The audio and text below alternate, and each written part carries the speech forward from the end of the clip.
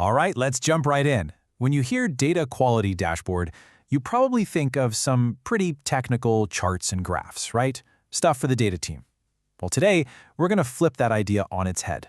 We're going to look at these dashboards as a strategic playbook, a set of tools for anyone who needs to actually get people to change things and make good data happen.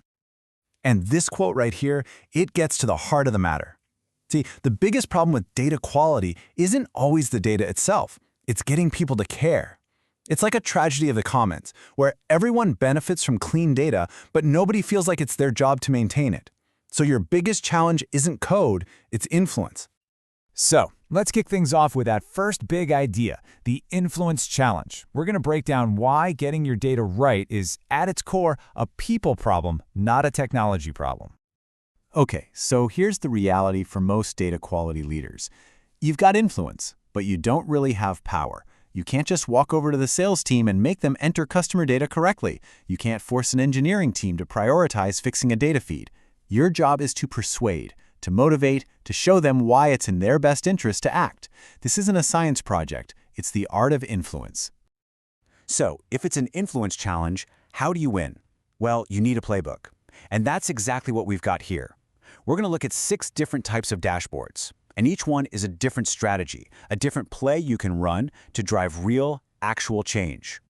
And here they are, all 6 plays laid out. You've got dimension-focused, critical data element, business goal-focused, and a few others we'll get to. Now, think of these like tools in a toolbox. You wouldn't use a hammer to fix everything, right? Same idea here. You need to pick the right dashboard for the right problem and the right audience. All right, let's get into the playbook itself. We are going to walk through each of these plays one by one. We'll look at what they are and, the really important part, when to actually use them to get people to move. First up, we've got the one you've probably all seen before. This is the classic, the old standby, the dimension-focused dashboard. So this dashboard looks at your data through standard lenses. Things like completeness, are the fields actually filled out? Accuracy, is the information in them correct? And timeliness, is it fresh? This is great for that 30,000-foot view you might need for a high-level governance meeting, or just to get a general sense of where you stand. But, and this is a big but, here's the problem. A senior data quality person in finance put it really bluntly. He said these dashboards are crap because they just don't motivate anyone. A score like our data is 80% complete is way too abstract. It doesn't connect to anyone's daily job, it doesn't help them hit their bonus, so nobody acts on it. So, if that's the problem, what's a better way? Well, let's look at a much more focused play, the Critical Data Element Dashboard, or CDE for short. Instead of trying to boil the ocean and look at everything, this play zooms in on only the data that absolutely positively has to be perfect.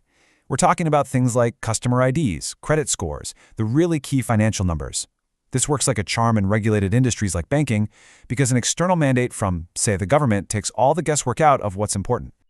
And check this out. This quote says it all. A leader at a huge bank saw amazing improvements. Why? Because it wasn't a choice. They had to get it right for compliance reports. When the motivation is that clear and that strong, the influence challenge basically solves itself. But what if you don't have the government telling you what to do? What if you're not in a regulated industry? Well, that brings us to our third play, and honestly, this might be the most powerful one of all, linking data quality directly to business goals. This is where you completely change the conversation.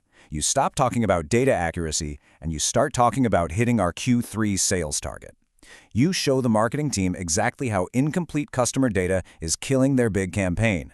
Suddenly, executives are listening because you're speaking their language. You're talking about ROI. And a consultant really hit the nail on the head here.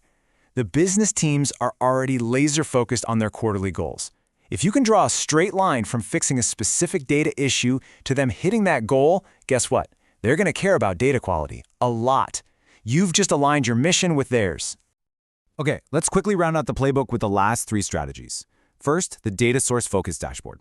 This is perfect when you need to hold an external data provider accountable for the quality of what they're sending you. Next, we have the data consumer focused dashboard. This is for empowering really important users, like your data science team, by focusing on the specific data they need to build their models. And finally, there's the ticket-driven approach. This one's cool because it shifts the focus from abstract scores to pure action. It measures progress by tracking how many issues are being found and fixed.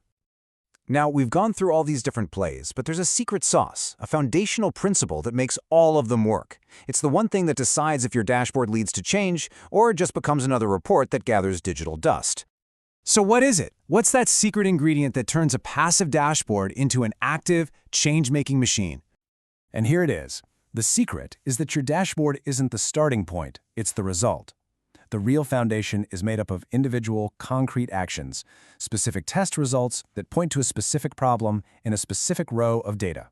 That high-level score on your dashboard is totally useless unless someone can click on it and see the exact, tangible issues that created it.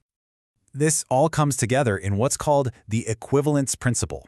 And honestly, if you remember one thing, make it this. It means your dashboard score, the tickets to fix the problems, and the tests that find the problems are all locked together. A score has to break down into actionable tickets, and every single ticket has to be tied to a test. It creates this perfect closed loop of accountability. So how do you actually do this in the real world? Well, you've got to ditch the old waterfall method, where you spend 6 months building the perfect dashboard in a silo. Instead, you need to think more like data ops. Start small, build one simple check, show value in a week, not a year. Then iterate, learn, and build from there. You deliver value fast and you learn as you go. So there you have it, a complete playbook for turning data quality dashboards from simple reports into powerful tools of influence. At the end of the day, it's not about measuring data. It's about motivating people. It's about driving change. So the only question left is, which play are you going to run first?